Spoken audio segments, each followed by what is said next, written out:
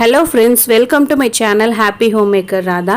இந்த வீடியோல நம்ம ரொம்பவே சிம்பிளா சீக்கிரமான டைம்ல செய்யக்கூடிய முள்ளங்கி பொரிச்ச குழம்பு எப்படி பண்றதுங்கறத பார்க்கலாம். இத நான் முள்ளங்கி யூஸ் பண்ணி பண்றேன். நீங்க முருங்கைக்காய் யூஸ் பண்ணி கூட பண்ணலாம். ரொம்பவே நல்லா இருக்கும். இத பண்றதுக்கு ஃபர்ஸ்ட் ஒரு pan ஹீட் பண்ணி அதுல கொஞ்சமா எண்ணெய் சேர்த்துக்கோங்க. எண்ணெய் சூடான பிறகு 1/4 டேபிள்ஸ்பூன் கடுகு, 1/4 டேபிள்ஸ்பூன் உளுந்து, 1/4 டேபிள்ஸ்பூன் சீரகம் சேர்த்துக்கலாம். இது மூணும் பொரிஞ்ச பிறகு கொஞ்சமா கருவேப்பிலை சேர்த்துக்கோங்க. ஒரு பெரிய வெங்காயம் சின்ன சின்னதா கட் பண்ணி அதையும் நான் சேர்த்துக்கிறேன். ஒரு 7-8 பல் பூண்டை நான் வீடியோல காட்டியிருக்க மாதிரி தட்டி இந்த வெங்காயத்தை கூட சேர்த்து நல்லா வதக்கிக்கோங்க.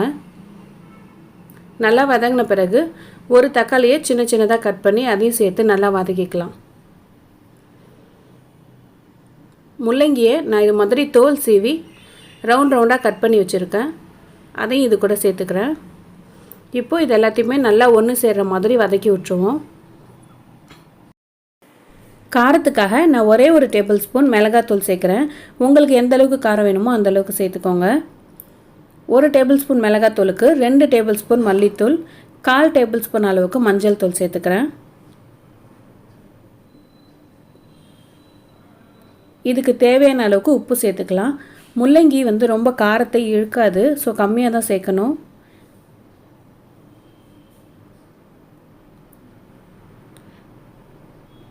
எல்லாத்தையும் மிக்ஸ் பண்ணி விட்டுட்டு முள்ளங்கி வேக வைக்கிறதுக்கு தண்ணி சேர்த்துக்கலாம்.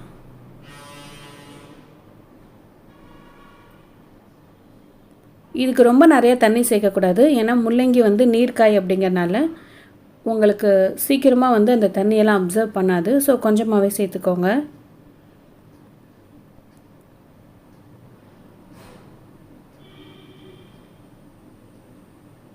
இப்போ இதை மூடி போட்டு வேக வைக்க போகிறேன். லோ ஃப்ளேம்லேயே வச்சு ஒரு 15 மினிட்ஸ் வேக வச்சுக்கலாம். நீங்கள் குக்கரில் பண்ணுறீங்க அப்படின்னா 2 விசில் விட்டால் போதும். அது கொதிக்கிறதுக்குள்ளே நான் தேங்காவையும் மிளகையும் அரைச்சி எடுத்துக்க போகிறேன்.